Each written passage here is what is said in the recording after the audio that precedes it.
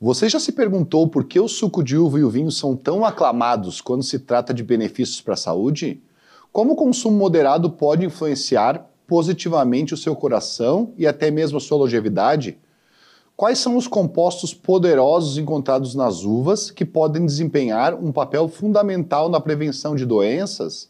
Vamos explorar essas questões e mergulhar nas vantagens que essas bebidas naturais podem oferecer para a saúde nesse episódio. Solta a vinheta, Paulinho.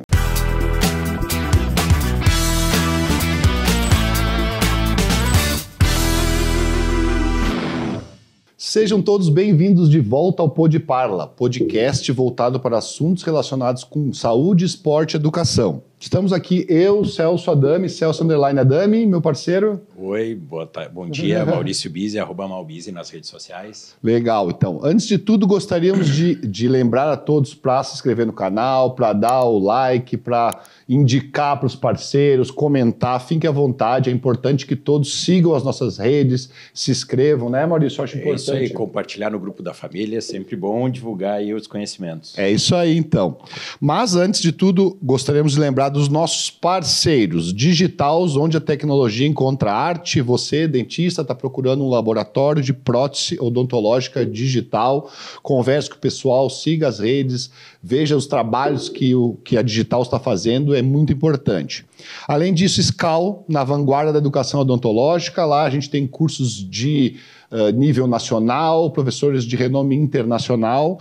Siga as redes da SCAL e veja os cursos que tem todo mês. Então vai ser muito legal, tem muita gente legal que vem, né, Maurício? Isso aí, é importante vocês acompanharem as redes onde vocês vão poder ver a grade de cursos que está rodando aí. É isso aí, então. Bom, enfim, vamos chamar hoje na nossa convidada, uma amiga de muitos anos, né, que eu queria trazer para cá, falar um pouquinho sobre o universo, então, da uva, do vinho. A nossa região é uma região muito rica nisso, mas a gente começa a ver que não é só a nossa região que é rica em uva e vinho, o Brasil todo hoje está plantando uva, fazendo vinho, suco de uva, espumante, enfim. Então, muito legal a gente saber disso. Hoje a gente acaba consumindo vinhos importados, mas no Brasil tem um absurdo de vinhos bons que as pessoas têm que conhecer. E essa nossa convidada, a doutora Caroline Dani, querida, seja muito bem-vinda, vai falar um pouquinho sobre isso, né, Maurício? É isso aí.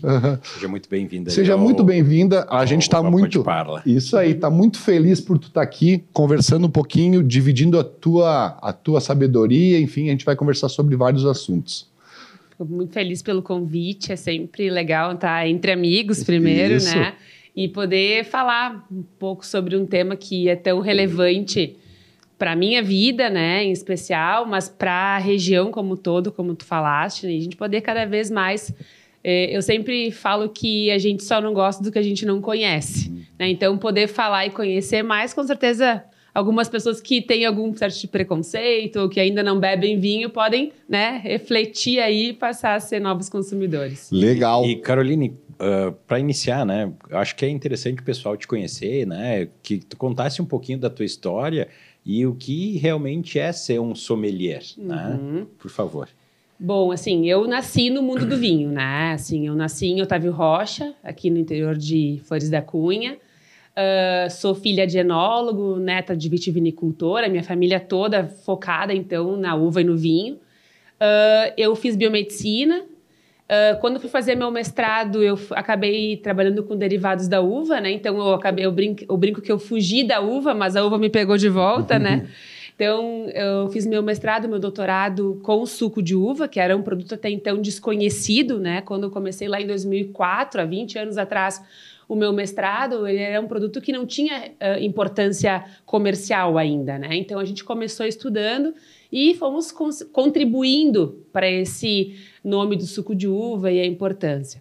Depois, muito por conta desses estudos com suco de uva, eu comecei a me interessar mais por vinho, porque quando tu estuda uva e saúde, tu sempre cai no vinho, né? Por quê? Porque é um produto que tem, né, mais de 1000 anos aí de história na Europa. Então, os estudos que focam saúde, eles começam sempre com o vinho, por conta da importância econômica, inclusive, que tem na Europa. Então, eu precisava saber mais sobre vinho.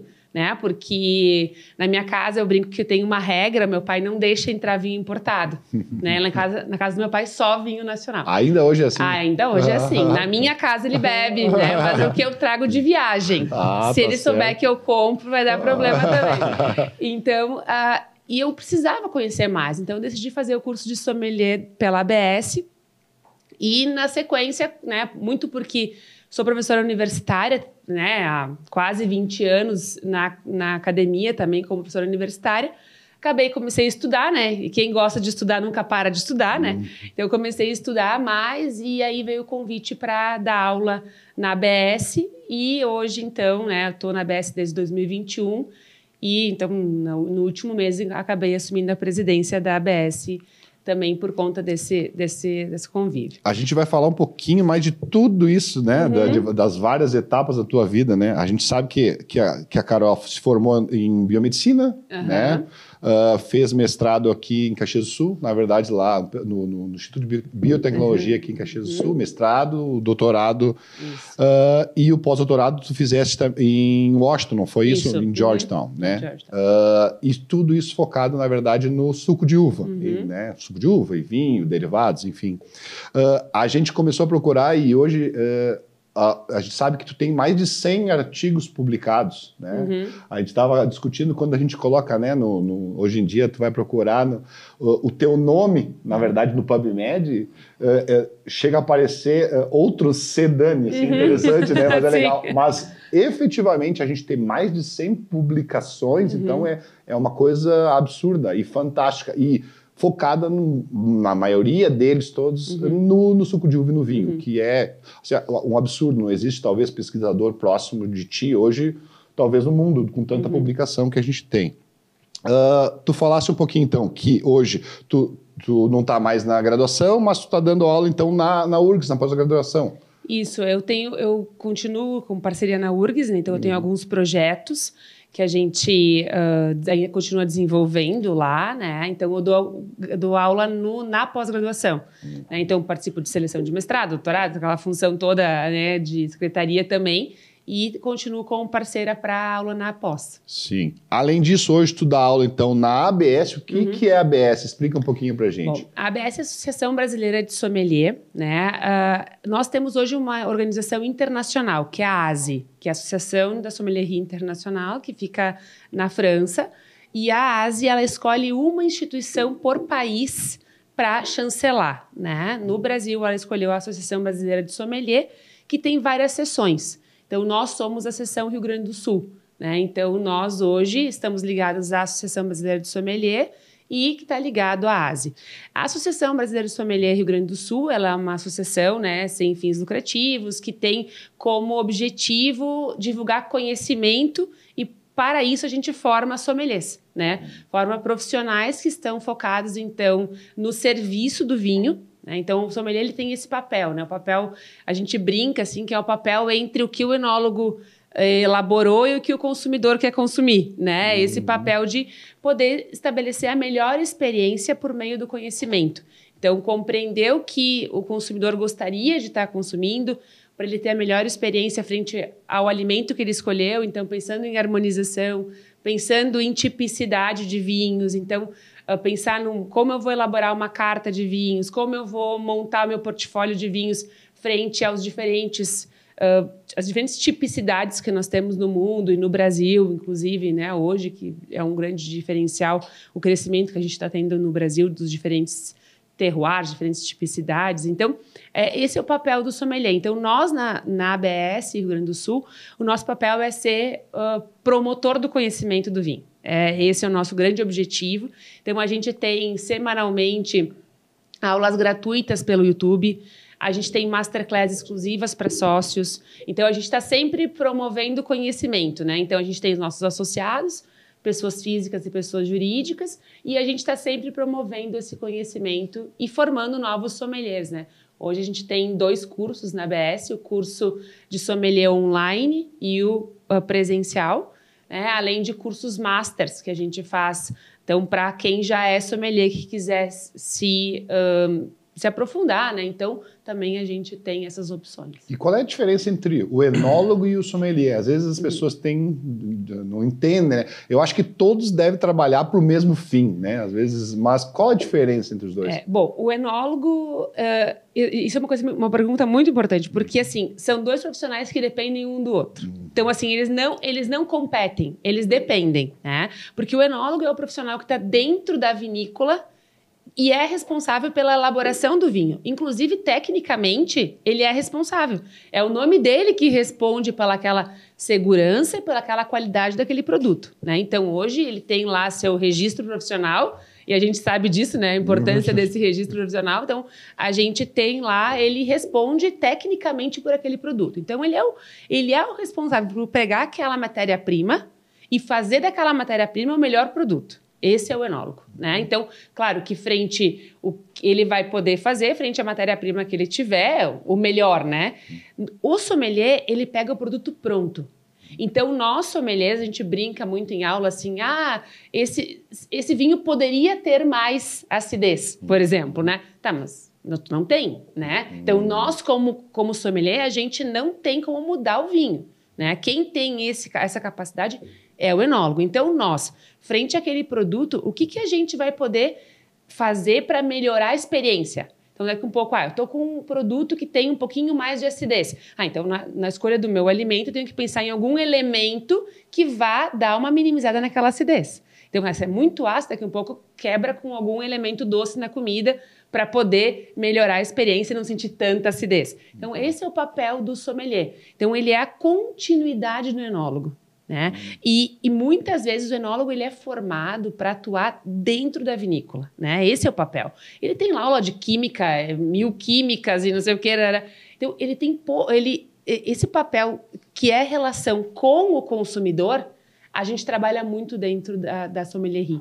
Então, inclusive, nós brincamos nas aulas que a frase que eu mais escuto quando alguém vem buscar para fazer o curso é: não, mas eu nem quero trabalhar com vinho, eu só quero, só porque eu gosto, né? E eu brinco que a gente não tem um curso de sommelier, a gente tem um curso de empreendedorismo, porque as pessoas terminam o curso querendo empreender, né? Porque como ainda nós estamos num setor que é jovem, um setor que tem muitas oportunidades, quando tu termina o curso, mas por que eu não faço isso? Por que eu não crio um podcast? Por que eu não faço um blog? Por que eu não tenho um Instagram? Por que eu não crio uma loja, uma experiência? Então, acaba sendo, como nós temos muitas oportunidades nesse setor ainda, acaba sendo, né, um foco também nisso, um pouco nesse empreendedorismo lá ligado ao consumidor. A gente tem ali, eu já fico imaginando, eu e o Maurício temos empresas e tal, além da nossa profissão, né, fora outros setores. Hoje tem podcast, tem, enfim, laboratório.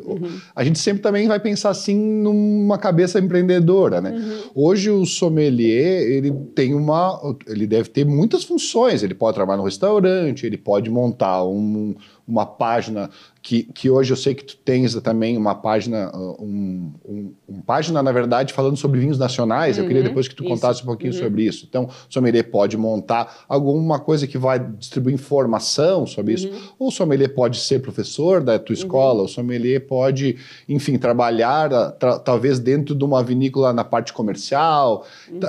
Quanta oportunidade que a gente começa a ver e que poderia... E não tem tanto profissional especialista nisso hoje em dia. Eu já fico pensando assim, a gente gostaria um dia, quem sabe, será que a gente não pode fazer o nosso curso de sommelier um dia? Não sei. Né? Eu tenho um grupo de amigos que gostam. Pequenos cursos, né? Pequenas dicas para poder apreciar muito mais o vinho nacional em frente, porque eu acho que a gente erra um pouco, né? Até um pouco, de repente, por conceito, ou de repente até por falta de informação própria, né? De não consumir um vinho muito de potencial melhor do que outros vinhos que vêm de fora, né? E a gente não consome por não conhecer, né? Então, quem sabe esse seja uma dica para que o papel do sommelier, na verdade, né? Esse tipo de curso, né? Mostrar o quanto nós temos no Brasil, então, bons vinhos, né? Que às vezes por um preconceito de eu prefiro um vinho chileno, né? Eu prefiro um vinho argentino, né? Outros mercados hoje que foram abrindo ao longo do tempo, né? É muito interessante. E a gente tem vinho bom aqui do lado, que a gente poderia estar consumindo, né? Mas talvez o papel de vocês, né, de todos os sommeliers, é isso, né? Mostrar para as pessoas o quão bom é o nosso vinho. Não sei se essa é a preocupação. E assim, tu sabes que a estrutura do curso de sommelier, ela é dada pela ASE, né, que a gente acaba seguindo os padrões, e pela ABS Brasil, e o curso ele é estruturado frente à importância econômica dos países na vitivinicultura. Então, é claro que eu tenho, por exemplo, muitas aulas de Itália, eu tenho muitas aulas de França, porque economicamente, a nível de mundo, são as potências, né? E a gente tem uma aula de Brasil. Às vezes a gente escuta as pessoas que nos criticam, porque vocês têm só uma aula de Brasil. Eu falo, só que acaba que os nossos alunos, eles saem do curso fãs de vinho brasileiro. Por quê? Porque a gente, em toda aula, a gente mostra, olha só, esse aqui é um Nebbiolo e tal, italiano. Olha só, mas tem um produtor aqui que faz um Nebbiolo também, né? Esse é o produto que Então, acaba que por conta dessa nossa proximidade com o produto nacional, né? E o conhecimento, porque quando a gente começa a conhecer, a gente começa a acreditar e ver os diferenciais, os alunos, é incrível, eles saem, na sua grande maioria, super fãs de vinhos brasileiros. Por quê? Porque passam a conhecer. Então, a maioria das pessoas, quando chega no curso, desconhece vinho nacional, assim, e às vezes o que conhece ainda não é a realidade que a gente tem hoje. Então, acaba terminando o curso com esse perfil, assim, um perfil, não, quero conhecer mais, então eles querem vir para cá, eles querem ir para as regiões, e a gente tem feito isso na ABS, assim, de levar os nossos diretores para essas diferentes regiões. A gente fez o ano passado uma viagem para Petrolina, né, para o Nordeste, e assim, bom, nossa visão de vinho mudou completamente, assim, para nós foi uma experiência única, né? Então, eu brinco, eu dou aula de terroir e ciclo da vinha, né? E aí eu disse assim, olha, espero que eu vou voltar para casa agora e vou refazer minha aula por inteira, né? Porque assim, e é isso, a gente promove esses conhecimentos para as pessoas irem conhecendo mais e gostarem mais. Né? E o papel do Brasil Vinhos, que é uma nova forma na verdade, de distribuir conteúdos e trazer essas... Como é que funciona? Eu sei que vocês trazem pequenas vinícolas do Brasil todo e, na verdade, comercialmente não é a preocupação, mas, na verdade, é mostrar esses pequenos produtores para o Brasil todo. Como é que funciona isso? Bom, assim, começou na pandemia, né? Quando a gente entra na pandemia, começou já vinha assim, nós já tínhamos uma conversa do tipo assim, não temos um lugar que a gente encontre aonde estão as vinícolas do Brasil. E assim, até hoje, numericamente, a gente não tem certeza de número nenhum, assim, né? Então, a gente cria o Brasil de Vinhos com a proposta de quê?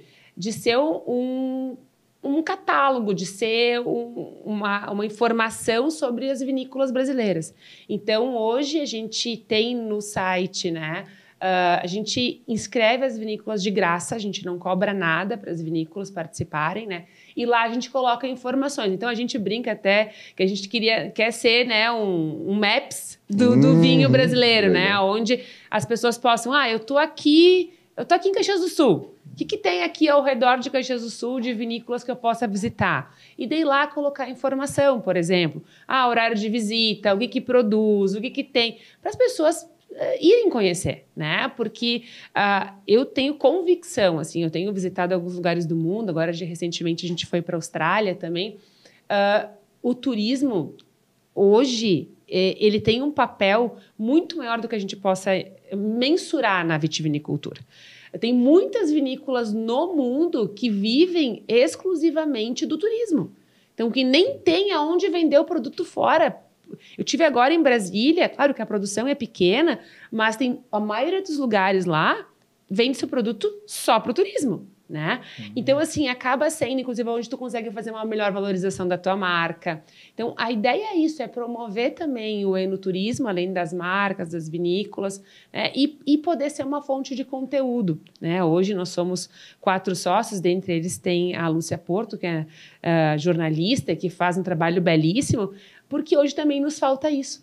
Nos falta uma fonte de conteúdo, né? Então, a ideia é essa, ser uma fonte de conteúdo também, das informações com relação ao vinho nacional, os lançamentos, o que a gente tem de novo, de informação, para para que as pessoas possam, né, conhecer cada vez mais sobre o setor. E a gente vê lá que tem já hoje no site mais de 300 vinícolas inscritas já, né? E no universo que hoje provavelmente deve ser mais de 1.000, entre 1.000 e 1.500 vinícolas pequenas no Brasil. Então, hoje já tem uma grande parte delas lá. Então, e como é uma coisa bastante nova, vocês devem ter 2 ou 3, 4 anos no máximo trabalhando ali. Então, quem sabe daqui a um tempo essas vinícolas vejam uma oportunidade de divulgar o trabalho, enfim, interessante ser parceiro, né, do trabalho. E a nossa ideia é essa mesmo, assim, é a gente poder promover, né, os conhecimentos, aí daqui a um pouco tem uma novidade apresenta, e até mesmo o próprio mundo do vinho, né, trazer essas novidades sempre para o consumidor, sendo uma fonte, porque infelizmente hoje no Brasil a gente não tem um site institucional, por exemplo, que nos aporte essas informações. Tem algumas iniciativas, mas ainda nada assim robusto, né? Eu dou aula de África do Sul, por exemplo, hoje na ABS, e eu tenho vontade de chorar, porque quando a gente entra no site da Wines of South Africa, eles têm aulas prontas, eles têm formações, tu pode fazer formações online sobre Wines of South Africa, tu tem infográficos, mapas, e a gente fica assim, por isso, né, a gente fala no Brasil de Vinhos que essa é a nossa ideia, assim, poder estar trazendo mais informações para as pessoas conheçam. Talvez as pessoas tenham que entender, e talvez falta um pouco da vontade política de a gente conseguir fazer, principalmente numa região que nem a nossa, mas se a gente está vendo que hoje tem vários lugares no Brasil, a gente fazer um turismo relacionado com vinho, a gente incentivar isso, né? E os próprios políticos verem que isso há um retorno muito grande no enoturismo, não, em vários tipos de turismo, né? A gente está falando no enoturismo específico, mas que a gente consegue ter um retorno a partir das pessoas que vêm para cá, né? Vai ter lá, então, a visita à vinícola, vai vender o vinho, vai ter restaurante, então a gente vai gerar empregos. Claro que isso aí é uma coisa retórica da gente estar falando para todo o turismo, mas principalmente aqui eu acho que falta um pouquinho disso, da gente entender o quanto isso é importante para a economia do município, do estado e do país. Talvez nesse sentido, né? E Caroline, vamos falar um pouquinho, falamos bastante de vinhos, da tua história, da onde você trabalha, mas vamos falar um pouquinho dos benefícios basicamente da uva, né? O produto original dos vinhos, sucos e quem sabe até dos espumantes, não sei, né? Sim. Mas eu queria entender aí os benefícios relacionados à saúde. Aqui o nosso público fala muito de esporte, fala muito de saúde. Então que tu falasse um pouquinho assim, né, dos benefícios que contém essa fruta aí, né, a uva, né, e o que pode nos trazer aí de vantagens consumindo esse tipo de produto. Bom, primeiro assim, a uva ela é uma fruta não climatérica, ou seja, ou ela amadurece na videira ou ela não amadurece, né? Então isso é uma coisa bem importante, porque diferente da banana, que a gente pode colher verde e esperar amadurecer, a uva não tem. Então, quando a gente fala no amadurecimento da uva, né, ela tem a formação de diferentes compostos, né? E esses compostos eles são formados durante o processo de amadurecimento. E a uva, ela é uma fruta que ela não gosta de muito nutriente, tá? O excesso de água, o excesso de nutrientes no solo faz com que ela produza folhas e não frutos, né? Então, a uva, as pessoas não gostam muito desse termo, mas até para o público entender, assim, a uva é uma fruta que gosta de sofrer, tá? Ela tem um pouquinho desse sofrimento. E durante esse processo do sofrimento da videira, ela vai estimulando os metabólitos secundários, o metabolismo secundário da videira. Metabolismo primário, formação de açúcar, né, e degradação de ácidos, e, de acordo com o metabolismo secundário, vai formando esses outros compostos, que são os chamados compostos fenólicos, né, que são, dentro da molécula, um composto que tem um fenol, né, então são vários compostos, chamam inclusive de polifenóis, né, que são vários compostos fenólicos. Esses compostos fenólicos, eles são concentrados na casca e na semente da uva. E eles são transferidos para os derivados da uva. Então, falo aqui de suco, espumante e vinho. Lá, por volta de 1970, começa a se estudar por que os franceses, por mais que façam uma alta ingesta de gordura saturada, através dos croissants, manteiga e assim por diante, mas eles morrem muito pouco por doença cardiovascular. Então, começa a se estudar o porquê, claro, que vem uma rivalidade França e Inglaterra, que o vinho é melhor que a cerveja, aquela função toda. Mas, frente aos estudos, e esse primeiro estudo publicado, ele se dá por volta de 1970 e pouquinhos, e antes já se falava sobre isso, mas publicamente, publica mesmo esse artigo por volta dessa data, e aí se começa a olhar para o que os franceses fazem que os outros países não fazem? 80 litros per capita de consumo, né? Então, assim, até para contextualizar quem está assistindo, né? O consumo per capita do Brasil hoje, considerando só os maiores de 18 anos, que daí isso diminui o número de pessoas, né? Então, estrategicamente, matematicamente, nos favorece, né? 2,5 litros per capita. Hoje, o maior consumidor de vinhos no mundo é Portugal, com 69 litros per capita, tá? Esse número ele é discutido porque o pessoal fala que é muito por conta do turismo. O pessoal vai muito a Europa toda vai a Portugal para fazer turismo e isso aumentaria o consumo, mas acontece hoje que Portugal é o maior consumidor. Então, os 80 litros naquela época, o que o francês faz quando não faz? Bebe vinho, né? E aí começa a se estudar o vinho. E aí muitas pessoas diziam, não, é o álcool que faz bem, né? Porque sim, o álcool é um vasodilatador, de fato, né? Mas será que é isso que está atribuindo benefícios Claro, o problema era a questão cardiovascular. E aí se começa a fazer o quê? Tira o vinho, tira o álcool do vinho. E aí vamos verificar. Acontecia o mesmo benefício. Então se começa a estudar o que tem no vinho além do álcool. Tem os compostos fenólicos, que era esse que eu reportava, que são os que ficam na casca e na semente. Esses compostos fenólicos são várias classes, que são flavonoides, não flavonoides, são flavonas, isoflavonas, nós temos as antocianinas, que são as que dão cor, e por isso que eu falo de maturação, porque a cor ela é o grupo das antocianinas. E aí se começa a estudar esses compostos, se identifica, e aí quando eu começo meu mestrado lá, a pergunta era, isso também tem no suco de uva? Né? E no suco de uva brasileiro? Também tem, né? Por que eu falo suco de uva brasileiro? Para contextualizar também, né? Quando a gente fala em Europa, nós estamos falando em vitis vinifera, que são variedades, é uma espécie, né, dentro do gênero vitis, que são os conhecidos Cabernet Sauvignon, Merlot, Chardonnay, que são de origem europeia, né? E nós temos as variedades americanas, que hoje representam 70 e poucos % da nossa produção nacional, né? Que são nosso Bordeaux, Isabel, Niagara, Concorde, e essas variedades, elas não estão na Europa, elas estão nas Américas, porque elas são de origem americana, né? E hoje são muito importantes para o Brasil. Elas vêm dos Estados Unidos, mas elas são muito importantes para o Brasil. E por que elas são diferentes? Porque as variedades americanas, elas são mais resistentes do que as viníferas. Tanto que foram elas que salvaram a vitivinicultura mundial. Então, elas têm um papel muito importante, mas excetuando o Brasil e alguns outros países, mas o Brasil hoje é o grande responsável pela produção de derivados dessa espécie. Então, quando nós começamos lá, não existiam estudos com relação a suco de uva elaborado de Bordeaux, de Niagara, né? Então, nós não sabíamos de Isabel. Tinha alguma coisa nos Estados Unidos, porque os Estados Unidos hoje é uma grande potência para a elaboração de suco de uva, por conta de uma empresa, que é a Welch's, que elabora mais a partir da uva Concorde, que nós também temos aqui, mas que não tem tanta importância assim. Então, a gente começou a estudar e também verificamos que o suco de uva brasileiro também tem esses compostos. Então, hoje, os benefícios dos derivados da uva, eles são atribuídos a esses compostos, que nós ingerimos, então, por meio desses derivados da uva. E hoje nós sabemos que eles conseguem ter uma grande biodisponibilidade no nosso organismo.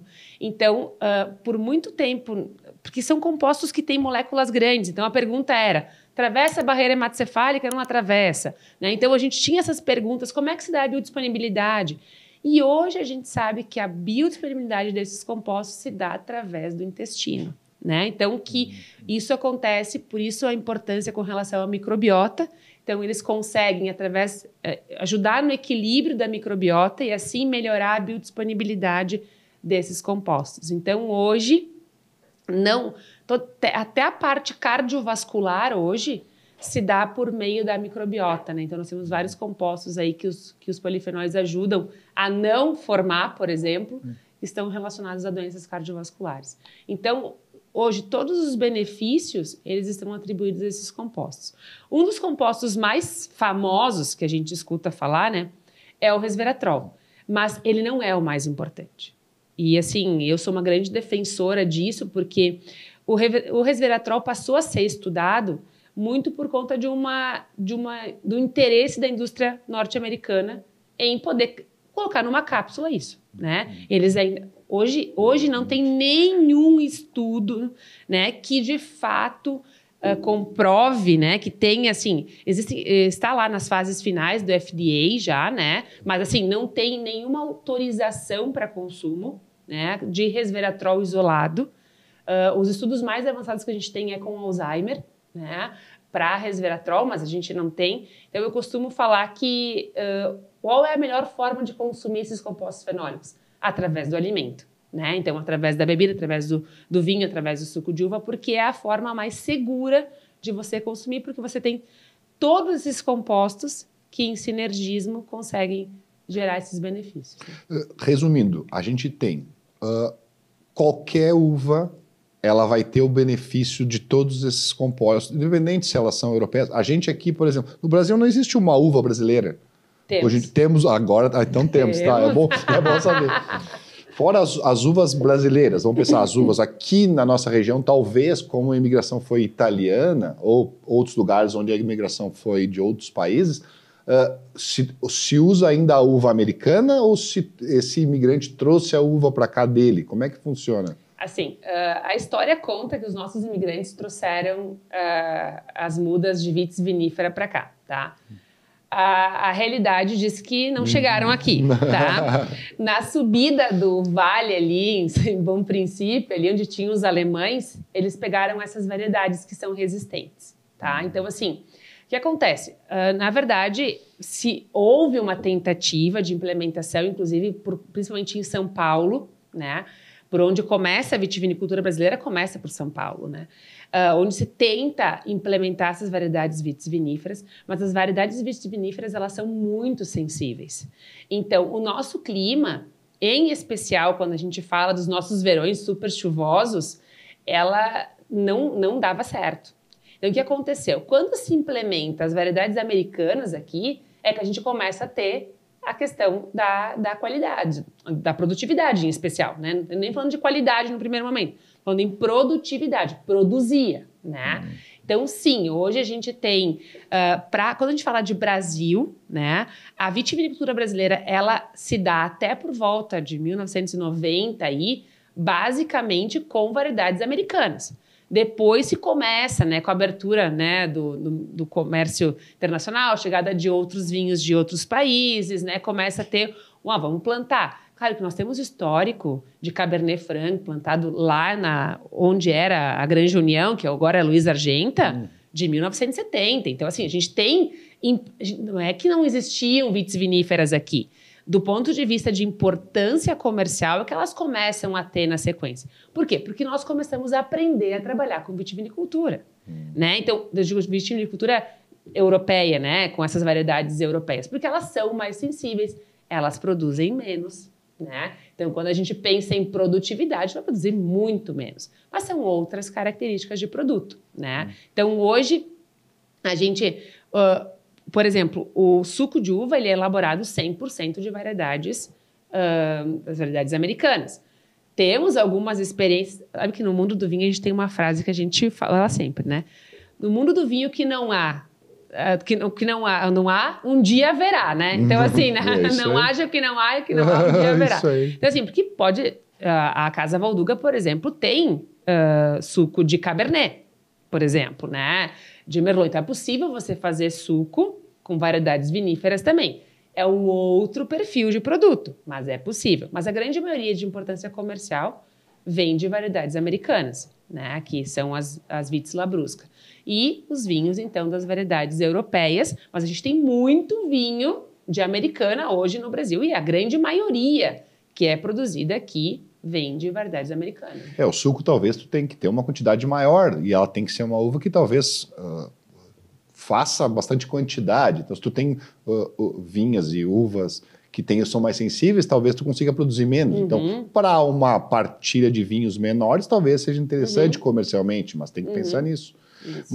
Mas a gente tem que perguntar, e qual é a uva do Brasil, então, hoje? Tá, bom, assim, a Embrapa, a Uva e Vinho, que fica em Bento, eles têm um trabalho, assim, que começa ainda na seção experimental aqui de Caxias do Sul, né? Então, a Biotech que tu falou, né, biotecnologia, onde eu me formei, tem um papel importantíssimo nessa história também, né? Com o professor Carral, lá atrás ainda, né?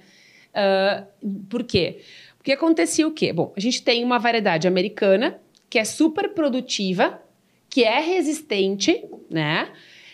Mas que tem como grande característica aquele aroma foxado que a gente fala, que é o aroma de uva, né? Então, aqueles aromas secundários ou aromas mais refinados, a complexidade aromática, eu não tenho nessa variedade aqui. Só que eu tenho uma variedade que é a Vitis vinifera, que é uma variedade que é menos resistente, menos produtiva, mas que me aporta esses aromas. Bom, qual seria o melhor dos mundos, né? A gente poder cruzar isso. Então, há mais de 40 anos, aí a Embrapa vem trabalhando na busca pelos híbridos, né? O que é uma variedade híbrida? Uma variedade que é um cruzamento de uma vinífera com uma variedade americana. O que eu falo? Porque eu falo americana? Porque são várias espécies. Tem Vitis labrusca, Vitis ripari, Estivali, entre outros. Então, a gente tem variedades, a espécie Vitis vinífera com essas outras espécies. A gente cruza. Então, a Embrapa hoje já lançou, eu não sei precisar agora, mas são mais de 10 variedades aí, cultivares diferentes. Lorena é uma delas, por exemplo.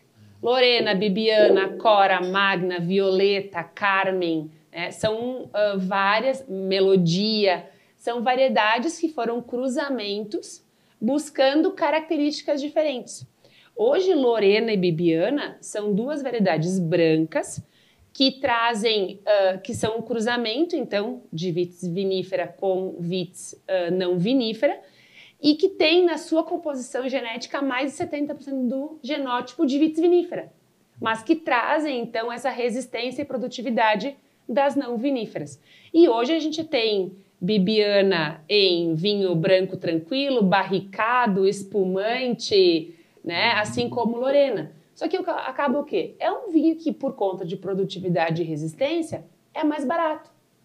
Então, ele acaba sendo um meio termo. O cara que toma lá um branco, sei lá, de Niagara, né? Que é um vinho de mesa.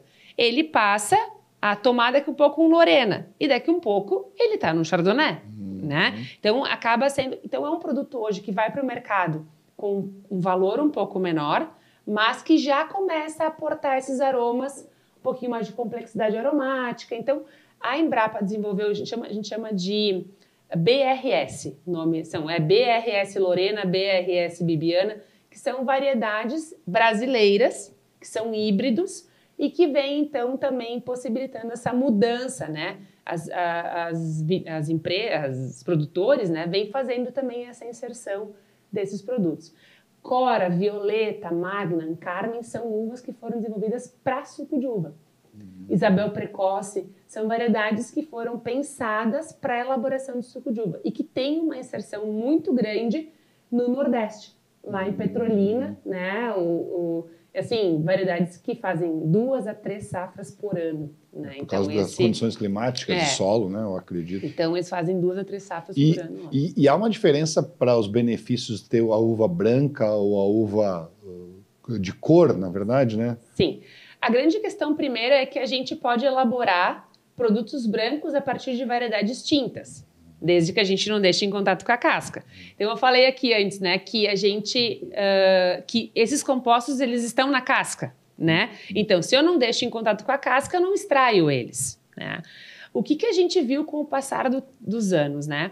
Os vinhos brancos, eles têm menos polifenóis do que os tintos e, por isso, os tintos acabam tendo mais benefícios do que os brancos. Quando a gente fala de suco de uva, né, a gente tem sim mais compostos fenólicos nos tintos também do que nos brancos, mas a gente consegue ter, como a gente não tem grande extração, como acontece no vinho, o vinho fica mais tempo em contato com a casca.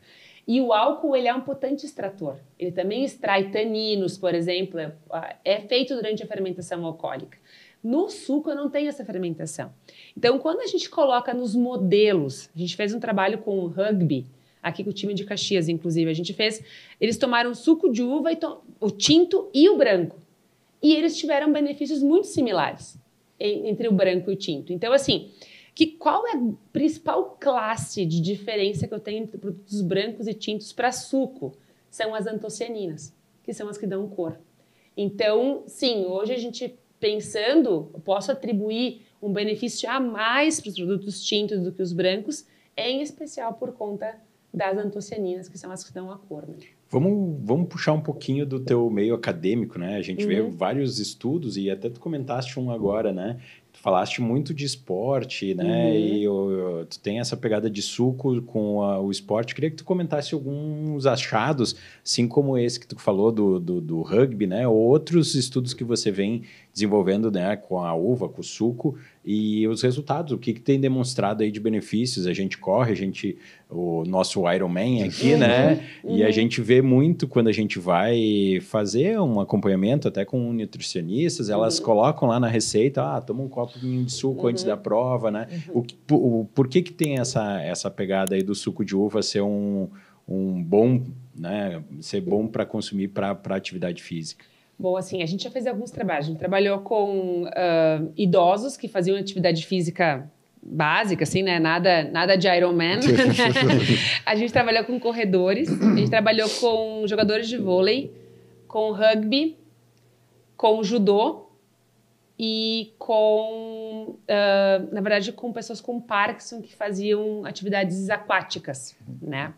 Então, olha só, pessoal que faz resistência, pessoal que faz aeróbico, pessoal que faz só qualidade de vida. Qualidade de vida, tem vários perfis aí. Vários perfis, assim. Bom, primeiro, assim, eu sou também uma esportista, né? Amo o esporte e sempre falo, a pirâmide da dieta mediterrânea, que as pessoas usam como base, a base da dieta mediterrânea é esporte, bem viver, descanso, companhia.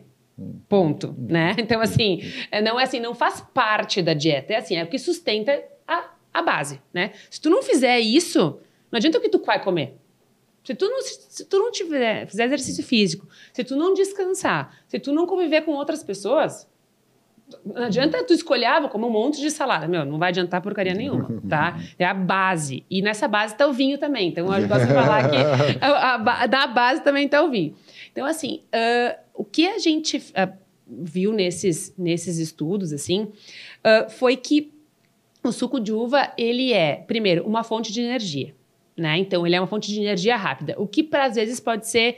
As pessoas falam mal do suco de uva, porque tem muito carboidrato de consumo rápido, não sei o quê. Então, assim, para o esportista é algo importante porque é uma fonte de energia rápida, né? E nós vimos nesses estudos todos... O grande, além de ser essa função de energia rápida, é a questão da recuperação. Por quê? Porque o suco, ele é rico em compostos fenólicos, como a gente já falou aqui, e esses compostos, eles têm um papel anti-inflamatório. Então, eu consigo recuperar. Até tivemos uma discussão do tipo, porque a gente sabe que muita da adaptação que o nosso organismo vai fazendo é por conta da inflamação que vai gerando, né? Será que nós não estamos daqui um pouco impedindo essa adaptação? Não é o suficiente. Ele só evita o dano muscular. Então, assim, porque os mediadores inflamatórios, eles acabam por danificar, né? Fazem isso, né? No músculo, acabam gerando essa questão de produção de ácido lático e tal. Então, o suco de uva, ele acaba diminuindo. Então, a gente viu, por exemplo, nos jogadores de rugby, diminuição de secar. Nos jogadores de voleibol também. Então, assim, algo que melhora essa recuperação pro próximo, né? Então, esse é o grande papel. Então, o suco de uva sendo um aliado tanto no pré-treino como no pós-treino, né? Principalmente pensando nessa recuperação. E aí vem também umas questões, por exemplo, quando a gente fala de microbiota, né? Que também, se ele equilibra a microbiota, o meu organismo também se recupera mais fácil, né? Tem um trabalho feito, que não é com esportista, mas com pessoas obesas, com mulheres obesas. A gente sabe que a obesidade, ela gera uma inflamação sistêmica, né? Que o suco de uva melhora esses parâmetros de inflamação em 28 dias de consumo, né? Então, assim, é algo relativamente rápido para te ter uma resposta. Então, para esportistas, é esse grande destaque. E esses compostos fenólicos, que é resveratrol, que você fala, ele está no suco de uva e também no vinho. E Então, eles estão nas mesmas quantidades? Não, ele está em maior quantidade no vinho. Por 2 motivos. Primeiro, por conta de serem espécies diferentes. A vitis vinífera, ela é mais, eu falei que ela é mais sensível. Então, ela sofre mais. O sofrimento dela faz com que gere mais compostos fenólicos. Então, esse é um dos principais diferenciais. Eu tenho mais compostos fenólicos nas variedades vitis vinífera, essas europeias, do que nas americanas. Porque ela sofre menos, ela é mais resistente. Então, ela acaba não precisando produzir. Eu costumo brincar que esses compostos fenólicos, eles são como se fossem os nossos anticorpos, né? Se eu sou resistente, eu não preciso produzir tanto. Mas se eu sou mais sensível, eu vou depender mais deles. Então, eu tenho uma diferença aqui. Porque, normalmente, os vinhos estudados são de variedades vitis viníferas. Então, por isso, eu tenho mais do que quando eu comparo. E também a questão da extração. Tá? No vinho, eu passo mais tempo macerando. O que é a maceração? É a extração desses compostos que estão na casca. Então, o vinho, por exemplo, ele passa por 3 etapas, que é a maceração pré-fermentativa, fermentativa e pós-fermentativa. O que não acontece no suco. Que no suco eu faço um aquecimento, tiro a casca e tô com o suco pronto, né? Claro, de forma muito simples, mas é isso. Eu não tenho tanto tempo de contato com a casca como eu tenho no vinho. E no vinho eu tenho produção de álcool, que também é um importante solvente para extrair esses compostos. Então, o vinho ele acaba tendo maior quantidade. Problema do vinho que a gente não pode deixar de falar aqui é o álcool, né? Então, hoje, quando a gente fala de consumo de álcool, segundo, né, a OMS, não existe consumo seguro, né?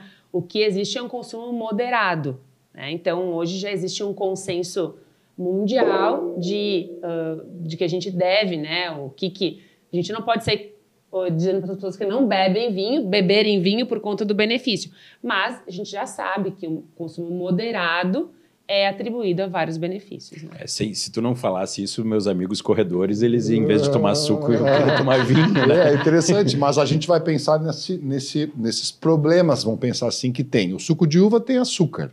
Né? O vinho tem menos açúcar porque provavelmente ele se transformou em vinho, em álcool, né? Então, se a gente pegar os dois, assim, o melhor era fazer o quê? Existe uma quantidade, eu tenho que tomar tanto de suco de uva, tanto de vinho. O que seria uma medida ideal? A gente vai fazer uma receita de bolo aqui, que não é legal para falar, né? Mas para os alunos, assim, faz assim. Mas o que seria níveis, assim, aceitáveis de uso e que vão trazer o benefício tanto de suco de uva quanto de vinho? Espumante também, sim. né? Assim, uma das perguntas que eu mais respondi na minha vida talvez seja essa. Suco ou vinho? A menos que tu tenha alguma restrição para consumo de álcool, não tem por que escolher um dos dois. Pode consumir os dois, né? Então, assim, vai fazer exercício físico, seja no pré-treino ou no pós-treino, um copo de suco de uva, né? Por quê? Porque os nossos estudos falam, para suco de uva, crianças a partir de 1 ano de idade podem consumir, então, de 1 ano, né? Aí, em torno de 120 até 200 ml por dia, né? Passou lá dos 10, 11 anos aí, né? Já começa a ser maiorzinho, maior, até de tamanho, né? A gente passa, então, para adultos, a gente trabalha de 300 a 400 ml por dia. Tá? Os nossos estudos todos foram com essa dosagem, tá? Então, inclusive, com os esportistas, a gente usava 2 caixinhas, né, de suco integral, em tetra. A gente usava 2 caixinhas por dia para os esportistas, né? Então, a gente tem essa quantidade para suco, tá? Tu falou do açúcar. Sim, o suco de uva tem açúcar, né? Mas a gente tem que lembrar que é o açúcar da uva, e isso é muito importante, né? Para até quem escolhe no mercado, cuidado para escolher o suco de uva integral, né? O suco aquele que é pura uva. E nessa quantidade de 300 ml por dia, inclusive em estudos com diabéticos, que não altera a glicemia. Tá? Então, não altera a glicemia, claro que é um aporte de açúcar rápido, né? Por isso que a gente falou do pré-treino aqui, né? Com relação ao vinho, a gente tem uma diferença entre homens e mulheres, né? E isso não é nada com relação tem relação a nosso metabolismo com relação ao álcool. Os homens metabolizam diferente das mulheres. Então, a gente fala assim, de 150 a 200 ml por dia para uma mulher, né? E para o homem, 250 ml por dia para um homem. O que é mais importante, né? É evitar o consumo abusivo e esporádico. Né? E esse é o grande problema. Então, o consumo de todo dia, né? Porque os estudos falam isso. Os estudos a gente não toma... Nenhum estudo consumiu vinho ou suco de uva no final de semana. Então, são consumos diários desse produto, né? Então, a gente...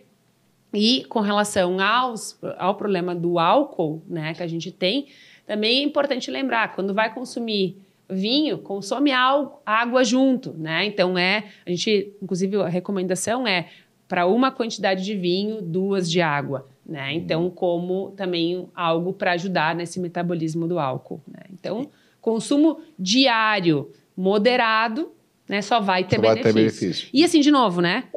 Eu costumo falar, né? Ao meio-dia, nós que, né, vamos ter que trabalhar de tarde, função, né? O meu pai, ele toma o vinhozinho de meio-dia dele, certo? Mas assim, toma um suco de uva, né? Ou vai fazer teu esporte, toma um suco de uva. Eu, antes de sair de casa, peguei um suco de uva, tomei meu copo e vim. Então, assim, agora, à noite, uma taça de vinho, né? Então, não há por que a gente precisar optar por um ou por outro. Mas o mais importante do suco de uva é que ele é um produto para toda a família. Então, para as crianças, para os adultos, para os idosos, né? Então, vai gerando esses benefícios para toda a família. E a gente passou por, no último ano, né? Lembro de ter muita chuva, né? A gente teve alguns efeitos climáticos e tal. Muda os nutrientes da uva e, consequentemente, do vinho e do suco de ano para ano, de safra para safra, isso tem uma influência? Muda. Eu brinco com os meus alunos. Vocês já andaram aqui para o interior? Foram andar aqui para o interior? Contaram quantas igrejas tem? Daí só assim, tem bastante, né? Porque toca pregar. Toca pregar. Nós estamos aqui no Parla, né? Então, toca pregar. Tem que rezar, tá? Porque assim, a gente... uva... E acho que só dá certo com imigrantes italianos, porque nós somos muito resilientes, tá? Porque, assim, não sei se outra... E agora eu estive lá em Brasília, é tudo descendente de italiano também que tá lá, tá? Porque, assim, não consigo imaginar outro povo que não fosse nós fazendo isso. A gente sofre muito, muito, tá? Porque, assim, o que é chuva, o que é intempérie, o que as variações climáticas fazem com a uva? Elas mudam o amadurecimento. Esse é o grande problema. Assim, o que ela implica? Implica no amadurecimento. Eu não vou ter uma uva madura. E se eu não tiver uma uva madura, eu não tenho açúcar suficiente. Se eu não tenho açúcar suficiente, eu não tenho álcool, né? Eu não tenho boa maturação fenólica, então eu não tenho cor, eu não tenho tanino maduro, eu não tenho aroma, né? Porque a uva, ela passa por janelas de amadurecimento. Então, assim, a uva, ela tem que amadurecer... Lembra que eu falei lá no início, né? É uma fruta não climatérica. Ou ela amadurece na videira, ou ela não amadurece. Então, assim, eu não adianta deixar lá. Deixa lá. Ela vai amadurecer. Ela não vai amadurecer se não tiver condições climáticas. Então, assim, a gente sofre bastante com relação às questões climáticas. E isso é uma coisa difícil, principalmente para suco de uva, para o consumidor entender. Porque no ano de 2020, que a gente teve uma super safra aqui, né, que a uva amadureceu absurdamente, tinha consumidor que dizia, colocaram açúcar no suco de uva, né? Por quê? Porque o suco de uva ele é reflexo só da uva. Não tem barrica que eu possa passar, não tem tempo que eu possa deixar em garrafa, não tem nada. O enólogo não vai conseguir manobrar não, eu sempre falo, o suco de uva é o maior desafio do enólogo. Maior desafio. Porque a uva ela foi feita para fermentar. Na casca da uva tá cheio de levedura, que para fazer aquele açúcar fermentar. E não para não fermentar. O trabalho do enólogo é garantir que não fermente, né? Então, a gente tem safras onde chove mais, como aconteceu nesse ano, por exemplo, a gente vai ter um suco menos menos doce, um pouquinho mais ácido. Então, essa variação, às vezes, é difícil para o consumidor que não entende de viticultura entender a variação. Ah, colocaram água esse ano no suco, né? Então, é uma variação e a gente sofre bastante. Mas o grande sofrimento é por conta do amadurecimento. E o mundo está preocupado com isso, não somos nós. Porque as mudanças climáticas, elas são evidentes. Champanhe, que é uma das regiões mais importantes do mundo para a elaboração de vinhos espumantes, né, chamados de champanhe por conta da região, Champanhe está estudando novas variedades. Por quê? Porque as variedades que eles têm hoje lá, por conta das mudanças climáticas, não estão mais apresentando os mesmos resultados. Então, existe um olhar geral, assim, e aí nós estamos um pouquinho em vantagem, porque essas híbridas, que eu falava antes, que são foram criadas pela Embrapa, são variedades mais resistentes e que conseguem melhor se adaptar a essas mudanças climáticas. Mas olha que interessante, né? Se a gente vai começar a pensar, a gente vai lá e pega lá um vinho no mercado, né? E vê lá safra de 2020, safra de 2015. É interessante porque nós temos regiões diferentes fazendo vinho, com climas diferentes, solos diferentes. Com a mesma uva, a gente pode fazer um vinho aqui, um vinho no Nordeste, um vinho nos Estados Unidos, um vinho na Europa, um vinho na África do Sul, totalmente diferente, no mesmo ano. E outra, eu posso ter aqui 5 vinhos diferentes dependendo do ano que ele foi feito. Olha que interessante que é essa ideia, vinho, o suco de uva. Então, como tu falaste, esse ano o suco de uva está mais doce, até isso, né, muda. Então, mas isso talvez faça um pouquinho desse glamour do vinho e traga um pouquinho até mais de, poxa, eu quero experimentar a safra do ano tal. Tem a parte ruim, mas tem a parte boa também, né? Não, com certeza. E assim, a gente fala, brinca com os nossos alunos no primeiro dia de aula. Olha só, estão certos disso? Porque tem só uma porta, a da entrada. Da saída não tem, a gente nunca mais para de estudar. Nunca mais, não existe isso. Assim, a gente fala que a gente está sempre estudando, sempre buscando, porque isso vai mudando muito.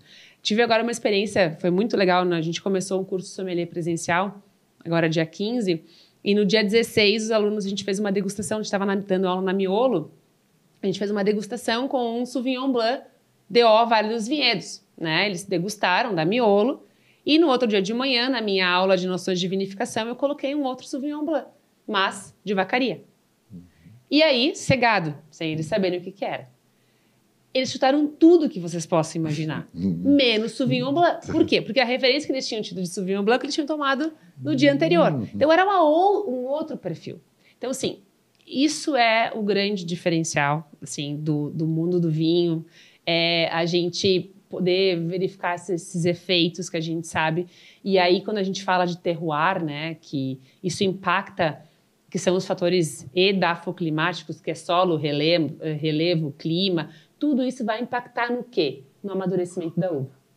Porque não tem como eu ter alguma coisa no vinho ou no suco de uva que eu não tinha na uva. E isso é o grande diferencial para a nossa vitivinicultura nacional. O dia que nós passamos a entender isso, entender que assim como o enólogo ele precisa do sommelier, ele também precisa do viticultor. Então assim, se eu não tiver uma boa relação com o viticultor aqui, minha matéria-prima não vai ser de qualidade. E se eu não tenho matéria-prima de qualidade, e isso eu estou falando de uva madura, uva com compostos fenólicos, que tem um efeito importante para a nossa saúde, mas que tem um efeito importantíssimo para a qualidade do vinho, se eu não tiver um bom produto aqui na matéria-prima, eu não tenho como fazer. O meu pai usa sempre uma frase: tem como a gente fazer vinho ruim de uva boa. Posso me esforçar e estragar, né? Mas jamais fazer um vinho bom de uva ruim. Então, no momento em que a gente entendeu isso e passou a compreender a importância da agronomia, né, da viticultura, um bom manejo de videira, cuidar de tudo, a gente passou a ter uma uva com menor qualidade. E quando eu falo de uva de qualidade, estou falando de uva madura, né? E assim, madura não... Por muito tempo se achou que a maturidade da uva, aí, né, a maturação da uva, ela vinha da quantidade de açúcar. E não é. Ela tem vários outros compostos, em especial os compostos fenólicos e os compostos aromáticos que se formam na videira. Só na videira. Não tem como formar em outro lugar. Então, se eu não tiver condições climáticas favoráveis, se eu não tiver um bom manejo de videira, eu não vou conseguir isso, eu não vou ter isso no meu produto final. E falando de consumo de vinho, uva, afinal, de sucos, vamos falar um pouquinho de saúde. Você falou em Alzheimer, falou em obesidade, diabetes, né? O que traz esses benefícios para esses grupos, assim, tipo, para a saúde óssea? O que tem de correlação o consumo desse copinho de vinho todo dia, à noite, um suco de meio-dia, para uma melhora da qualidade óssea, ou para diabetes, ou para Alzheimer? Esses compostos, a grande ação deles é serem antioxidantes. Então, ou seja, eles agem contra o estresse oxidativo, contra os radicais livres. Então, nós temos condições de doenças, condições, né? Então, a gente sabe que esses radicais livres, eles danificam as nossas células, né?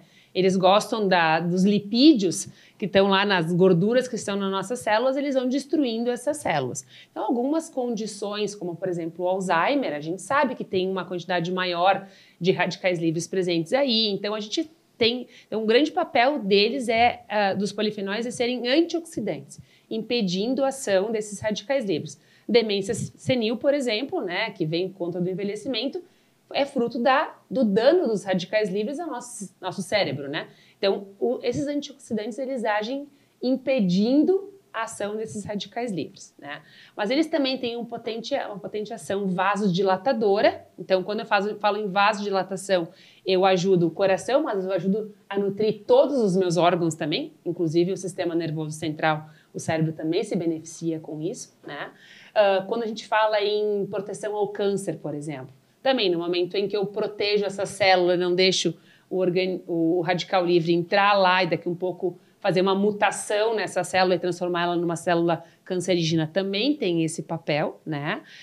E quando a gente falou de questão óssea, né? Tem estudos que mostram que esses compostos fenólicos, eles conseguem fazer fixação de cálcio, por exemplo. Então, isso também é um outro fator. Então, e também é importante lembrar que o suco de uva, ele é uma fonte importantíssima de sais minerais. É uma das principais fontes de potássio que nós temos na nossa alimentação. Então, quem come banana para não ter cãibra, né, toma suco de uva. Ele tem muito mais potássio do que a banana, né? Então, assim, além de ser uma fonte direta de vitaminas, sais minerais, também tem esses efeitos. Então, hoje a gente sabe, então, antioxidante é principal, essa questão vasodilatadora e ação anti-inflamatória, né? Que quando a gente fala de antioxidante, a gente também está falando de anti-inflamatório, porque o processo de inflamação envolve oxidação, envolve radicais livres. Então, também eu tenho essa importante ação anti-inflamatória. E no caso, por exemplo, da obesidade, né? Que a gente tem, e a gente tem um trabalho muito legal que a gente fez com o meu pós-doutorado. Eu fui trabalhar com uma pesquisadora lá na Georgetown, lá em Washington, D.C., e o estudo dela, o grupo dela estuda a influência das escolhas maternas na prole. Então, ela estuda de que forma, como a mãe se comporta, vai influenciar nas doenças futuras dos filhos. O foco principal dela é câncer de mama, né, do estudo dela.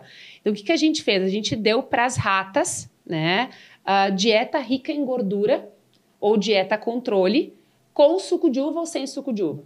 E a gente avaliou as filhas e não as mães. E a gente observou nas filhas uma menor probabilidade de alterações mutagênicas em glândulas mamárias. Então, né, claro, não posso dizer que previne o câncer de mama, que não é isso, mas alterações em células mamárias, nas glândulas mamárias, eram menores nas filhas que consumiam suco de uva. E sim, a dieta rica em gordura aumenta esse risco, né? Então, escolhas maternas, como exemplo, uma obesidade materna, escolhas por dieta rica em gordura nas mães acabam aumentando a chance das filhas desenvolverem câncer de mama. E a gente mostrou que o suco de uva tem um papel protetor, mesmo na dieta rica em gordura. Então, assim, a obesidade, né, com vários papéis aí e os polifenóis tendo esse papel. A gente falou do consumo da uva, né? No suco, no espumante, no vinho, mas e o consumo da fruta? Será que ele traz alguma vantagem? A gente tira alguns problemas que a gente tem com o vinho e com o suco. Sim. O suco ele vai concentrar o açúcar a gente vai ter uma quantidade maior do açúcar. O vinho vai ter o álcool, né, como problema. Mas o consumo da fruta talvez fosse uma forma interessante também de consumo, ou não? Ela é principalmente porque ela traz fibras, né? A gente pensa em fibra, né? Eu conto que o meu filho é o maior consumidor de suco de uva do planeta, sem sombra de dúvida. E quando pequenininho, ele sempre... E assim, não adianta dizer que não é para consumir, porque, né? Sim. E aí, ele começou a ter diarreia, né? Por conta do excesso de carboidrato, né? Eu fui para um gastro, o gastro falou, vamos fazer o seguinte, vamos adicionar fibra. A gente adicionava um pouquinho de fibra no suco, porque ele não parava de tomar, então era a forma que eu tinha de ter. Mas assim, eu tenho mais fibra na fruta. Só que assim, importante, tem que comer a casca, porque é na casca que estão os compostos. Então, se tu jogar fora a casca, jogou fora tudo, tá? E outra, os estudos mostram que o nosso organismo tem, ao ingerir a casca, ele tem menor capacidade de fazer essa absorção por meio da questão da biodisponibilidade. Não fica tão biodisponível como fica no suco de uva, esses compostos fenólicos, tá? E importante, quando a gente fala de uva, a uva tem uma safra por ano. Então, assim, uva mesmo, tu vai ter lá em janeiro, fevereiro, né? Depois... No sul. No sul, né? Mas, assim, mas, assim, normalmente é isso. É isso. Então, o que acontece? Eu sempre falo, o suco de uva é uma forma segura e saudável de ter uva o ano inteiro, né? Porque, quando eu falo em seguro, é muito importante isso. Porque quando a gente fala de suco de uva, é um produto que tem segurança, que você pode ofertar para a tua família, né? O suco de uva integral, ele é um produto 100% uva. Ele não leva nada, ele não leva água, ele não leva açúcar. E hoje a gente tem, inclusive, um selo, né? Que é o selo suco de uva puro, que é um selo que, por auditoria externa, por certificação externa, analisa o suco para ver se tem conservante dentro. Então, esses sucos que levam o selo, eles não levam nem conservante. Eles são só uva. Então, a garantia de estar ofertando só uva. Então, é uma questão de ter saudabilidade, claro, mas também de ter segurança para a tua família. Quando a gente vai lá no mercado, o que a gente tem que fugir de comprar, né? Porque a gente chega lá e tem um monte de coisa de uva, né? A minha filha vai lá comprar uma balinha de uva, né? Tudo tem uva, mas assim, dentre os sucos, né? Que algumas coisas nem são sucos. Então, o que tem de diferença? O que a gente tem que procurar na hora de comprar? Tá, primeiro tem que escolher as palavras suco, né? E fugir do néctar da bebida, que daí são produtos que carregam um pequeno percentual de suco, né? Em especial, suco de uva integral, né? Porque hoje a gente tem dois tipos de suco, de forma mais ampla. O suco de uva reconstituído, que é aquele que é reconstituído de suco concentrado. Então, a gente pega o suco, pronto lá, retira a água, transforma ele como se fosse uma geleia e depois, na hora que vai envasar, reconstitui com água, né? A gente já sabe que esse processo de aquecimento para tirar a água faz perder compostos, tá? Então, assim, suco de uva integral, de preferência, porque é o que é de fato da uva, e, em especial, procurar esses que não levam conservantes. Por quê? Porque o conservante utilizado, ele é um conservante autorizado por lei, não tem nada... O que a gente sabe é que esse conservante, ele é um potente alergênico. Então, em especial, pensando em crianças, né? Porque ele também está no vinho, a gente consome ele no vinho, nos espumantes, né? É uma forma de garantir que não vá refermentar, por exemplo, não vai estourar garrafa nenhuma, né? Forma de segurança. Mas a grande questão é, se você pudesse fugir desse conservante para crianças, ainda melhor, né? Então, existe um movimento mundial, inclusive, de repensar quantidades, de repensar a utilização. Então, hoje, quando a gente fala de um suco de uva que não leva conservante, é um suco que teve todo um cuidado muito grande no processo de elaboração e usa como processo de conservação um processo físico e não químico. Então, usa pasteurização ao invés de usar um conservante. E deixa eu entender, então, aquele suco do meu saudosismo da minha avó lá, que fazia lá, tipo, eu digo mosto, né? Vai lá, cozinha a uva e sai um suco. Aquilo lá é um suco integral, natural. E existe envasado ou engarrafado sucos sem conservante, que seria igual o da minha avó. Exatamente. Da vozinha lá, querida. Exatamente. E isso tem um selo e ali supostamente não teria conservantes. E existe um suco integral que precisa ser manipulado ou utilizado algum conservante para que ele se mantenha mais para consumo. É porque assim, o processo de tu elaborar um suco sem conservante, ele é um processo mais caro. É um processo que envolve mais tecnologia, né? Então, assim, tu pode escolher. Então, as empresas, elas escolhem elaborar com ou sem conservante, né? Existe um movimento de muitas empresas hoje já irem, né, para a elaboração de suco de uva sem conservante, utilizando processos físicos, né? Então, tu pasteuriza e aí tu envasa para poder... E aí a gente tem essa associação de elaboradores de suco de uva puro, eles têm uma certificadora independente. Então, como é que funciona? Essa certificadora, ela vai no mercado, ela pega lá o suco do produtor, leva para o laboratório, que é credenciado pelo Inmetro, faz uma avaliação se tem ou não conservante, entre outras análises que se faz, ou seja, garante, sim, esse aqui é só uva, pode receber o selo, então vai ter o selo lá de suco de uva puro. Hoje tem um movimento da gente democratizar o consumo, talvez, né? Antigamente a gente via vinho na garrafa, suco também na garrafa ou numa caixinha, ou sei lá, como é que fazia de outras formas. Hoje em dia existem outras formas, de enlatados, de tetrapacks, de bags, né? Essas outras formas de embalar, eles mudam o produto, eles são legais, hoje em dia são bons, como é que funciona isso? Assim, a embalagem, né, no suco de uva pura, uma das regras é sem vidro, tá? Mas daí é uma questão de regra da associação, né? Mas hoje nós temos todas essas embalagens que estão no mercado, elas são permitidas por lei, né?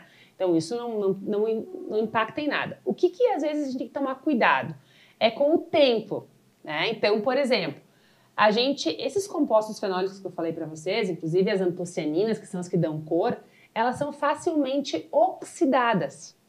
Então, se eu tenho uma garrafa transparente, uma garrafa branca que a gente chama, se eu ficar lá exposto num lugar que tem muito sol, vai oxidar mais fácil, né? Então, assim, o Tetra Pak, ele mantém bem. Então, é sempre importante dar uma olhada no que estabelece a empresa como validade, né?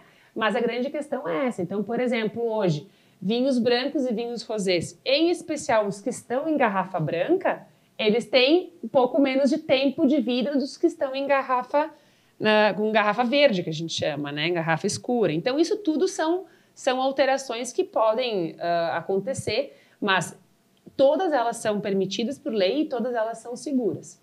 E quanto tempo depois de aberto o produto a gente é seguro consumir? Suco de uva, vinho? Como é que a gente faz isso? Normalmente as embalagens trazem essa informação, tá? Mas assim, 5 dias, né? É o recomendado, assim, não mais do que isso, né? E assim, os vinhos com cuidado, porque tipo, hoje o Screw Cap. Screw Cap é uma realidade, né? Eu sou uma super fã de Screw Cap, né? Porque daí eu vou lá, abro, fecho. Esses dias nos Estados Unidos eu comprei um espumante de Screw Cap, né? Eu achei máximo aquilo, porque daí tomei o quanto eu quis, fechei, né? Não precisa tomar inteiro. Então isso é algo que só cuidar com essa questão, porque o oxigênio, ele vai oxidar o produto. Então, tanto no suco quanto no vinho. Então, não dá para deixar exposto ao oxigênio que vai estragar. Às vezes a gente compra um bagzinho, aqueles grandes, né? Tem grandes, né? Se é para comprar pequeno, abre a garrafa.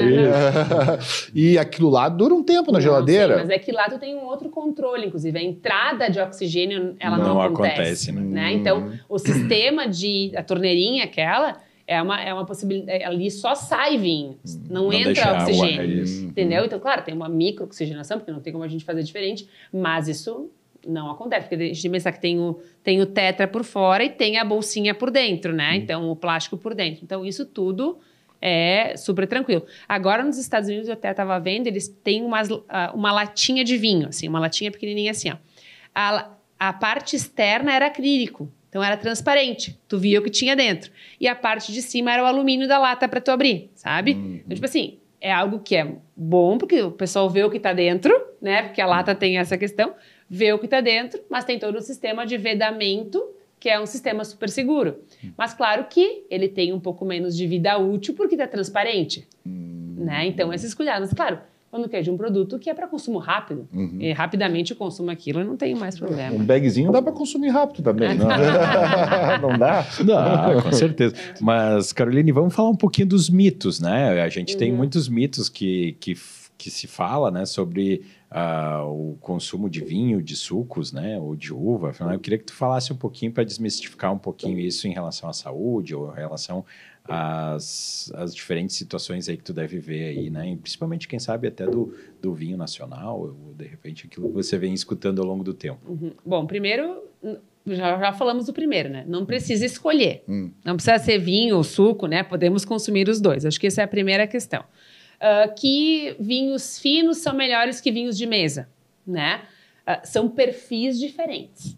Por quê? Porque falamos aqui que provém de espécies diferentes de uva. Então, são perfis diferentes e é sempre importante lembrar quem fala mal de vinho de mesa, né? Ou quem fala mal de variedades americanas, que foram as variedades americanas que salvaram a vitivinicultura mundial. Quando houve lá o problema da filoxera, que dizimou os vinhedos na Europa, se passou a criar o quê? O porta-enxerto. O que é o porta-enxerto?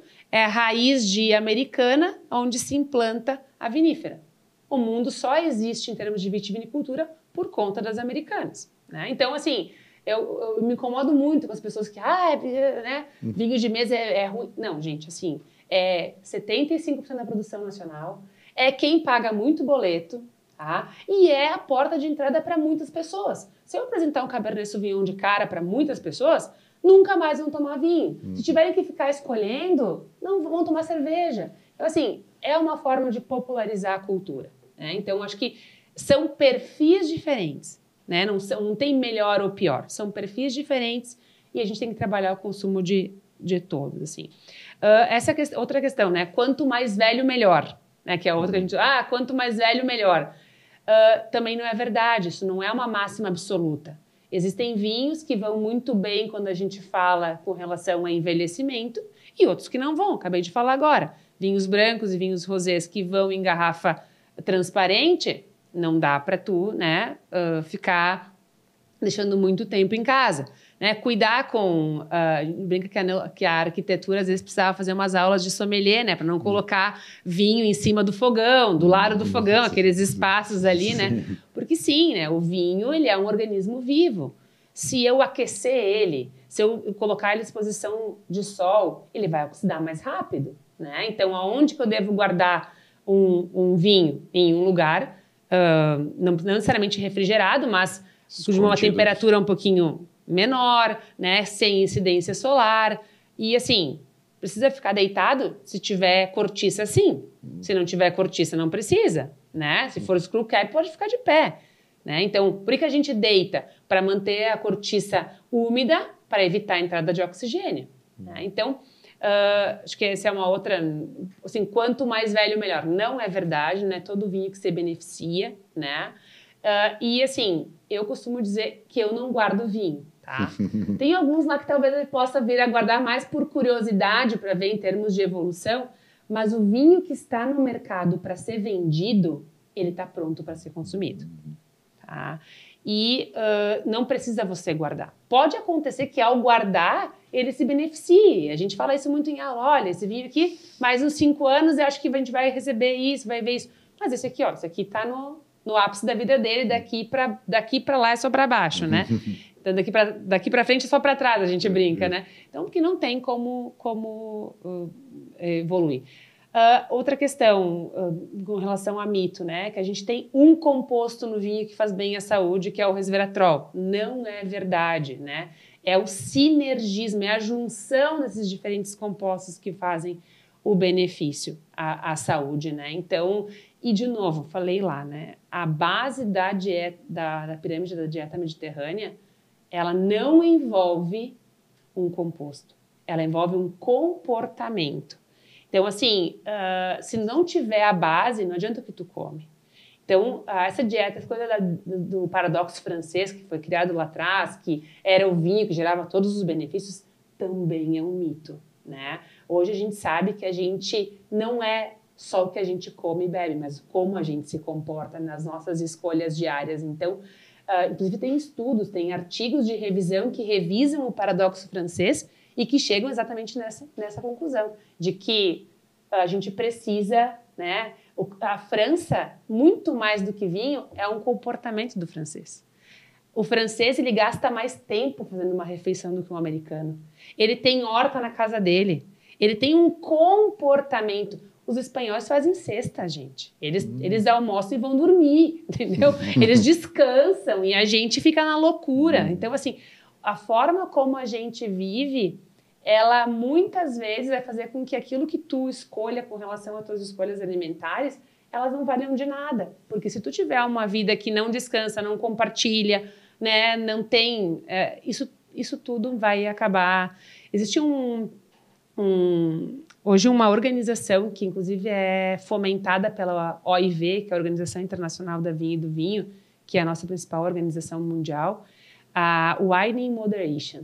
A Wine in Moderation é uma instituição que foi criada pela OIV para promover o consumo moderado de vinho no mundo, para falar sobre isso que a gente está falando aqui, sobre benefícios, né? E ele tem 3 palavras, que é assim, compartilhe, né? Compartilhe com as pessoas. A garrafa de vinho não é para tomar sozinha, ela é para compartilhar, né? Então, não que tu não possa abrir uma garrafa de vinho quando tu tá sozinha, não quero dizer isso, mas sempre legal tu compartilhar, né? Escolha o que tu gosta. Escolha o que tu gosta de beber, né? Não vá pelo que o outro gosta. Tenha uma experiência que seja legal para ti, né? E a outra é cuide-se. Cuide-se, porque não adianta nada só tomar vinho, né? A gente tem que tomar vinho e se cuidar, praticar esportes, né? Compartilhar com as pessoas. Então, ter esse cuidado que vai. Então, essas 3 palavras, elas falam sobre o Wine in Moderation. E sobre vinho nacional, né? Eu sou uma grande defensora de vinho nacional. Grande porque acho que a gente tem que valorizar o que é nosso. E eu acho que o vinho importado, ele deve servir para nós como referência, né? Porque são países com maior tradição, que já tem tudo muito bem estabelecido, mas o que eu gostaria que as pessoas fizessem é que botassem um vinho nacional na taça sem preconceito, se possibilitassem, né, a experimentar um vinho nacional, a conhecer aquele produto, e hoje nós temos aí excelentes produtos no mercado. E as pessoas dizem, mas vinho nacional é caro. Eu escuto isso das pessoas. Gente, um vinho importado, que vocês pagarem R$30 aqui no Brasil, ele custou €1. Tá? Que vinho... Eu costumo dizer que quando a gente viaja, né? Quem converte não se diverte, não tem essa máxima? Então, assim, mas eu falo, é um dinheiro. Sim, imagina. É um dinheiro. Então, não vamos falar em conversão. Vamos falar, é um dinheiro. O que eu compro com um dinheiro no Brasil? Né? Então, assim, é isso. Eu fui lá em Brasília, agora degustei um vinho de R$300. Trouxe uma garrafa para casa. Mas, assim, eu não encontro um vinho assim por $10. Por que $10? Porque $10 dá 50 vezes 5, que é mais ou menos entre tributos e importação, não sei o quê, é o valor do produto que vai chegar aqui no Brasil. Né? Então, assim, é isso. É se possibilitar conhecer. Né? E, às vezes, hoje tem várias lojas aí que trabalham muito bem produtos nacionais, né? Então, vai lá, experimenta, escuta, né? Entende um pouco para poder possibilitar conhecer esse produto. Legal, legal mesmo. Olha, a gente queria falar muito mais coisas, a gente sempre fica bem feliz com tudo isso, tem muito assunto, mas a gente tenta, né, não ir tão longe assim para o episódio não ficar tão... E quem sabe até uma hora dessa trazer, cara, vamos falar mais sobre outros assuntos, é bem interessante. A gente sempre faz umas perguntas para finalizar para os convidados, assim, perguntas um pouco pessoais, enfim, mas são interessantes, né? A gente queria saber uma habilidade que tu gostaria de dominar. Uma habilidade que eu gostaria de dominar, meu Deus do céu. Eu tenho uma missão, eu tenho uma meta para esse ano. Eu quero aprender a jogar beach tênis. Ó, é a meta viu? do ano, é a meta do ano. Tu viu? Outro esporte. Outro esporte. Viu? Legal, a gente começa a aprender outros assim, esportes. né, eu gostaria... agora eu comecei até um cursinho de francês, né? Mas muito mais para entender, para poder me virar um pouquinho, assim, né? Mas também gosto de falar outras línguas. Legal. E um lugar que tu foi, que tu gostaria de voltar, ou que de repente tu não conhece, que tu gostaria de visitar? África do Sul. Um lugar que eu não fui ainda, mas que está na... Acabei de voltar agora da Austrália, estou apaixonada pela Austrália, voltaria mais 1000 vezes para a Austrália, mas a África do Sul é um lugar que eu tenho muito desejo de conhecer. Um conselho que tu recebeste que foi importante assim, para a tua trajetória, para o teu crescimento, enfim, um conselho que tu... Que às vezes, quando acontece algo na tua vida, tu pode achar que tem algo de errado, né? Que não aconteceu. Mas espera um pouquinho que o propósito vem. E isso sempre foi meta da minha vida. Muitas vezes assim, mas por que não aconteceu desse jeito? Daqui um pouco vinha o propósito do porquê. A tua vida deu umas voltas nos últimos anos, se a gente vai pensar voltar a morar em casa, assim, né? Interessante isso, né? Mas tem um porquê, talvez, um propósito maior, uma mudança, enfim, eu acho que todo mundo passa por isso. E o importante é tu se possibilitar, né? Então, assim, a resistência, a rigidez, né? A gente diz, não, mas eu tenho que ser assim. Não, né? Não. E aí, daqui um pouco... E nada impede, né? Daqui um pouco de ir para outro lugar. E assim a gente segue. Por quê? Por que não, né? E como é que a Caroline Dani se vê daqui a 10 anos? Melhor, né? É só o que eu espero, né? É só o que eu espero. Eu brincava antes até do ar aqui, é bom não fazer muita conta para trás, né? Mas eu esse ano faço 43 anos e eu quero cada vez estar aprendendo mais, assim, eu tenho algumas metas, fazer mais um curso de graduação aí, talvez na sequência, outros cursos, então eu estou sempre buscando e conhecer mais e olha, pelo menos continuando praticando meu esporte, né, e podendo acompanhar as crianças aí, tomando meus vinhos, acompanhando as crianças, né, que tem uma missão também, né, que é forte.